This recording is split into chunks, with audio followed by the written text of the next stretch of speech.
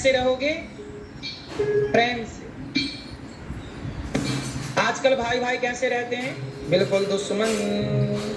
सबसे ज्यादा आज कोर्ट कचहरी में केस किसके ज्यादा हैं? भाई भाई। लड़ाई झगड़ा किसकी चल रही है? भाई भाई की लड़ाइयां चल रही है। जब एक साथ थे, एक थाली में खाते थे, अब लड़ाई क्यों कर रहे हो? तुम भाई हो ना, जब तुम आपस में लड़ते हो तुम्हारे माँ बाप वहां खुश हो रहे होंगे क्या? वो बेचारे रोते होंगे कि हमारे बच्चे, आप कोई भी बच्चा लड़े तो माँ बाप कैसे खुश हो सकते हैं? इसलिए प्रेम से रहना ही समझदारी है। जब आप अपने भाई के काम नहीं आओगे तो आप किसके काम आओगे? जब आप अपने भाई के सगे नहीं हो पाए तो आप किसके सगे हो पाओगे? कुछ लोग कहते हैं मैं भाई से बात नहीं करूंगा, आज से मैं तेरे घर नहीं आऊंगा। बहुत सारे भाई ऐसे हैं जो एक दूसरे की शादी ब्याह में आते जाते नहीं है, मतलब बच्चों के शादी ब्याह में आते जाते। तेरी बेटी का ब्याह हुआ तो हम नहीं आएंगे, हमारी बेटी का हुआ तुम नहीं आए, ऐसा चल रहा है ना। मैं सवाल करता हूं क्यों? ये लड़ाई से क्या पाओगे? चलो आज उसके बेटी का ब्याह हुआ तो छोटा भाई बड़े भाई की बेटी के ब्याह में नहीं गया, या बड़े भाई छोटे भाई की बेटी और बेटे के ब्याह में नहीं गए। चलो एक बात बताओ, जब भाई मरेगा आपका, छोटा या बड़ा, तो जब मरेगा भाई तब भाई के मरने पे जाओगे कि नहीं? भाई के मरने में जाओगे, रोओगे, तुम्हें अच्छा लगेगा रोना?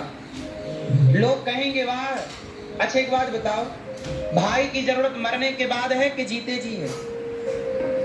आज लोग भाई को जीते जी सपोर्ट नहीं करते, मर जाने के बाद पहुंचते हैं रोने के लिए। अब ना रो, रोने वालों की कमी थी जो तुम और आ गए।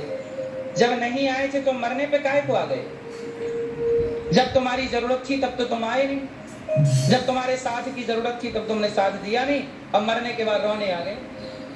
तो ऐसे रोने वालों की कमी थी कि तुम जो आ गए। इसलिए साहब, साथ निभाना है तो मरने के बाद नहीं। हम मर जाएंगे तो रोना मत, हमारे मरने के बाद रोने की जरूरत नहीं है। हम जब तक जिंदा हैं हमारा साथ दीजिए, मिलजुल के हम एक दूसरे के काम आए, अच्छे काम करें। मरने के बाद क्या? अब प्लेन हादसा में जितने लोग मर गए उनके लिए रोते रहिए, वो थोड़ी देख रहे हैं कि आप कितना रो रहे हैं। वो तो ये देखते हैं कि जब वो जिंदा थे तब आपने उनके साथ कैसा व्यवहार किया। उनके अपनों ने, अब उनके अपने रो रहे हैं, पर जब प्रश्न ये खड़ा है कि जब वो थे तब उनके साथ आपने कैसा व्यवहार किया। वो जीते जी का व्यवहार मायने रखता है, मरने के बाद के आंसू मायने नहीं रखते। क्या कहते हैं आप लोग, सही है कि गलत है? इसलिए भाई भाई प्रेम से रहना, भाई भाई जाना है सबको उसके पास, बुलावो आगे राम को।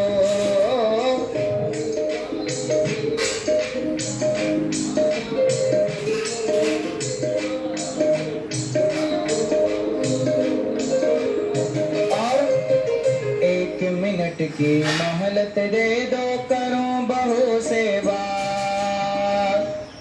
बहू, सास मरने लग गई, यमराज जी से बोली, हे यमराज जी 1 मिनट दे दो, बहू से कुछ कहना।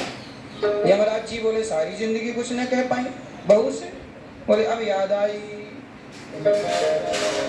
तो जितनी सासें बैठी हैं आज ही अपनी बहू से कह देना ये बात, और जितनी बहुएं हैं आपकी जब बहू आएगी तो उसके लिए आप याद कर लो।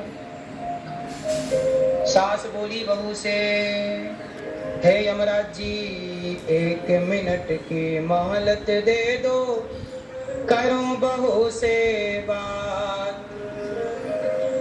बहू मैं तो मारो धर्म निभा दी। सास बोल रही है, मैं तो मारो धर्म निभा दी, बांध के रखियो ये परिवार, बुलावो आगे राम को।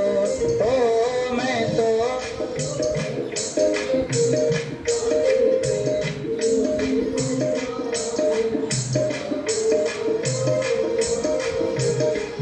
सास बोली कि बहू मैं जा रही हूँ, पर ये परिवार को बांध के तुम्हें रखना।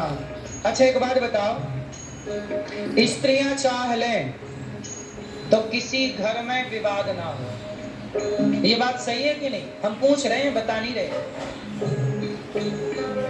यदि स्त्रियां चाह लें तो किसी के घर में देवरानी जेठानी की कोई लड़ाई, आप लोग अपने देवरानी जेठानी के साथ कैसे, देवरानी जेठानी यहाँ है कि नहीं? क्यों है कि नहीं है? यहाँ भी पीछा नहीं छोड़ी, क्यों?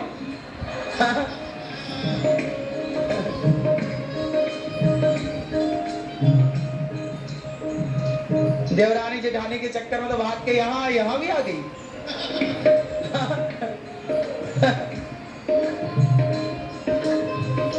आज ना देखो, हमारी माताएं, आप देवरानी जेठानी के साथ प्रेम से रह लो तो घर ना आपका स्वर्ग बन जाए। पर एक स्त्री दूसरी स्त्री, अच्छा एक बात बताना, स्त्रियों का दुश्मन पुरुष है कि स्त्री है? उत्तर, स्त्री का दुश्मन पुरुष नहीं है। स्त्री की इज्जत पुरुष ही करता है, लेकिन स्त्रियां ही स्त्रियों की इज्जत नहीं करती। बोलो हाँ। अरे स्त्रियां ही स्त्रियों की इज्जत करने लग जाती तो हर बहू सास की इज्जत करती, हर सास बहू की इज्जत करती, हर देवरानी जेठानी की इज्जत करती, हर जेठानी देवरानी की इज्जत करती। लेकिन नहीं, मैं तो बड़ी हूं तो मैं कुछ काम नहीं करूंगी, तू छोटी है, तू सारा काम कर। इसलिए आप लोग चाहिए क्या कि आप लोग प्रेम से रहिए और झगड़ा ना पालिए। रिश्तों को समर्पण भाव से चलाना होता। कभी हमने काम कर लिया, कभी आप कर लो, मिलजुल के काम कर लें और एक दूसरे का सम्मान करो। अच्छा, जेठानी को देवरानी